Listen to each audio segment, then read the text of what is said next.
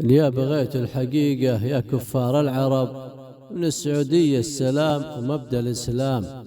في أخوك صم أذنك عن هالراجين الطرب وناشرين الفتنة بوسائل الإعلام. كان يقال الحق ثقيل فمن قصر عنه عجز.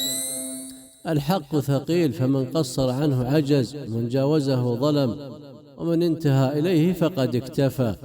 قال الأعرابي وقد ذكر عنده الإصلاح والإفساد: لا تمنعن كثيرا من حق ولا تضعن قليلا في الباطل، فما حرك حق وباطل إلا كان لهما شهود.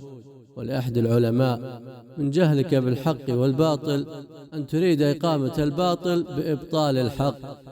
قالوا: الحكمة تدعو إلى الحق، والجهل يدعو إلى السفة، كما أن الحجة تدعو إلى المذهب الصحيح، والشبهة تدعو إلى المذهب الفاسد.